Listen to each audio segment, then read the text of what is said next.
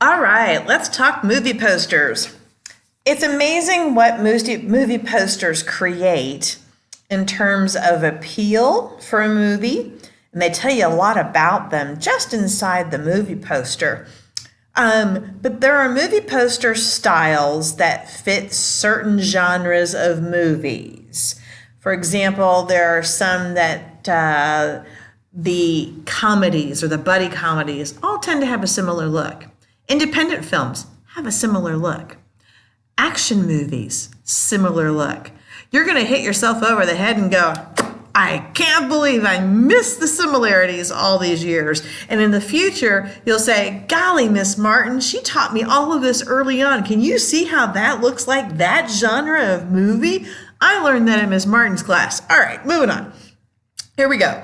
Poster Designs 101. I found some of this information online and I wanted to share it with you all in some edited and some kind of spliced and diced forms, but I think it's good, hearty information to kind of give you as far as basic poster designs. Okay? People spend billions of dollars on these to making sure that they get your what? Attention, interest, desire, and action to actually go see a movie. Okay?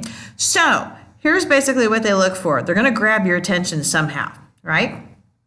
So they want to catch your eye. They want to create interest and a desire for you to go to that movie, okay? It can be achieved in a lot of different ways. For example, check out these Hangover posters. These are probably from, I'm trying to think what year it was. Gosh, I don't know. It's probably like 2005 or 3. These have been out for a while.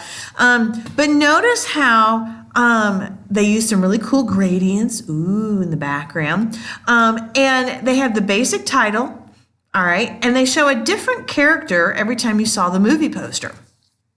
So each of the main characters had kind of their own flashy poster where they just focused on one character for it. All right. Each one came with its own little tagline to kind of pique your interest. All right. It was pretty bright and lighting. All right. A good design is one that attracts the eyes and your viewers and makes you curious as to what the heck is going on. So like in Eddie Murphy's film from eons ago, the early 90s, Eddie Murphy, 1,000 words. And so, well, gosh, the man's mouth is taped shut. What does this movie have going on? I don't know, but it's Eddie Murphy, so it's got to be funny. Well, they show you the one character that a lot of people know and enjoy, and they've taped his mouth closed because it's related to words and things that he can say. So they've really hooked us on what the heck is this about? All right. The lettering style. Let the fonts you choose work for you. Okay. Many times, young designers will put too many lettering styles into one poster. The one over here with The American, they basically use one lettering style. They showed one style here to actually talk about the artist or the actor in the movie, and then the title of the movie obviously looking much bigger. Okay. Now they did use a separate one down here for the producer credits, but typically everywhere else is very just one note. All right. If you get too many font styles in a single project, it's going to look busy. Okay. All right. We want people to retain the information, all right, that they've got from the poster so they come see it. 3, the things you want to be important must be bolded. Okay.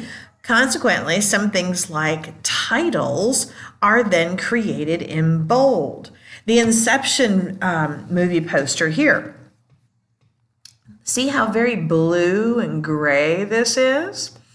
Okay, and what they have pop out and the most dominant is the title. That splash of red, and it's bold, and everything else is just kind of fading into the background just enough. Makes us go, Inception, what is that about? All right, so popping that bold title really helps. Contrast. Any kind of contrast, whether you go from light to dark, big to small, or color by color, okay, you start to make things pop out.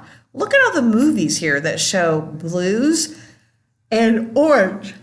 pardon me, blues and oranges. Okay, a lot of them.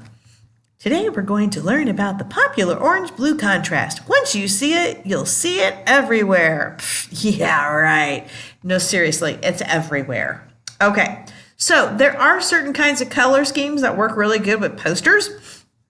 Complementary colors. When you've looked at the color wheel that we worked with and created, any two colors that are directly opposite on the color wheel are great for action-packed movies. Typically, they run into the orange and blue family. Okay, it shows you that idea of light color being good and dark colors kind of being evil. Here are some generic base movie formulas that they kind of have produced in Hollywood over the years. You'll see these a lot in different movie posters. Okay. So if you're looking for an action-packed video or movie poster, you're going to look at things that are typically complementary colors. Some things here about that formula. It is sort of like drama and suspense with the blues and orange, but typically there's a headshot of one particular person. We'll say Bruce Willis, all right? And then there's normally some kind of an explosion, whether it's a briefcase or cars exploding. You see flames everywhere. And there's one pretty strong word that stands out, maybe shows a little intensity in it to create the title. Superhero videos and movie posters, they typically show a metal kind of a feel, or you see the large, strong icon of the actual superhero that they're focusing on. Okay, they'll pull colors sometimes and highlight colors. Children's movies. Almost all children or family children's style movies show a blue sky. It's crazy, but it happens. It's amazing. They will show happy blue skies and possibly the beginning of the character that you might see coming in, okay? And maybe some lettering style, and they might highlight the fact that, guess what? We're going to have it in 3D, so your kid throws up halfway through the movie. All right. Moving on to the famous wacky comedy of the buddy film scenarios.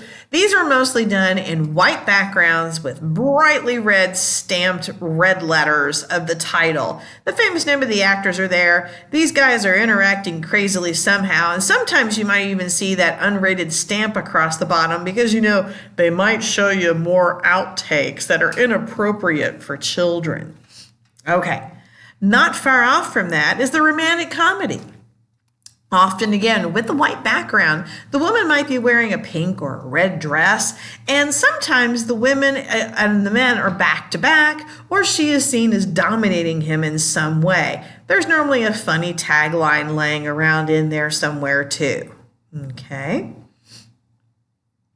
Dramatic suspense. Look how this isn't too far off from what we saw earlier. The orange and the blue background of the thriller action, okay? You tend to have opposing forces and things, but with this, there's less explosion, okay? Imagine something suspenseful with Denzel Washington or Liam Neeson, okay? Or Morgan Freeman, all right? But things aren't necessarily blowing up and crashing, all right? Now, that being said, we're going to hop into Hollywood formulas. Oh. Okay. So when Hollywood has some kind of a formula that we talked about last time, you will see these styles happen and repeat all over the place. Now, take a moment. Can you guess what these movies might be about? Hot girls, short skirts, boots, legs spread, guys going gaga over them. Yeah, you guessed it. Those movies were all trying to sell something inappropriate to our audience members. Something maybe more rated R based. But you see that style and you know what you're in for when you go to that kind of movie. All right, if it's a horror movie, what says scary more than a close-up of a freaky eyeball? Check out all of these eyeballs, folks. There's even something coming out of that one. Blah. Okay, look at that dinosaur. The Blair Witch Project. Oh my gosh. Avatar. It's not really that scary, but still. All right. Lots of eyes. Keep scrolling. Here we go. Did you know that the romantic comedies, the leading ladies typically wear a red dress in romantic comedy movies? So if you want to make a romantic comedy movie, put your chick in a red dress or turn her dress red, right? And it'll be a romantic, ha ha ha, kind of a comedy. Remember, I also mentioned that sometimes if they're not wearing red, they're wearing a pink colored dress, still in that red family of lights and darks. Amazing. Look at all of these. 82 dresses, 27, 8 dresses. Yeah, it's crazy. Traveling on. All right. If you're in a serious action film, then a black and white poster with some flames are great. Okay. Now, we also know that some blues and oranges can mix in with these, but the black and white with a splash of, explosions, fire, flame, can't go wrong. Look at all these. It's amazing. How often do we see these and not even know that there's a pattern? Craziness. Almost done. All right. For a thriller, it's normally good to have someone running away, running with a gun, on the run from the law. And it typically has happened to be blues and a hint of orange in them somewhere. Look at all these people running, walking with a gun. Running. Oh my gosh, he's running there. Crazy. Okay. We talked about the romantic love relationship movies, right? And I talked about how the women would kind of be wearing in sort of the pinkish colors. Yeah, isn't that crazy? Look at that. Look at that. Back to back, back to back, back to back, back to back, back to back, back to back, back to back, back to back, back to back, back to back, back to back, and so on and so forth. It's crazy. Who came up with this? Okay. If you're a big independent, off the charts kind of a Hollywood person, look at all these independent films. Each one of them that didn't go with a big company are all self-produced or produced by a small company.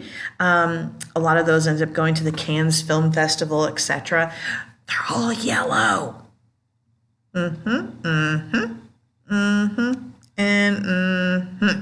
Alrighty. All right. And lastly, our favorite. Apparently, if you're doing a movie with Tom Cruise, he looks hotter in profile. Anybody know why? Yeah, because his face is just a little bit off, because if he smiles facing you, he has a tooth right in between his two middle teeth. Crazy, his teeth aren't right. So he doesn't want to be seen smiling full face forward. So he goes for the hunky side view. Oh, history note, he was at St. X for at least his freshman, possibly his sophomore year. I can't remember when he got let go. Anyway, moving on.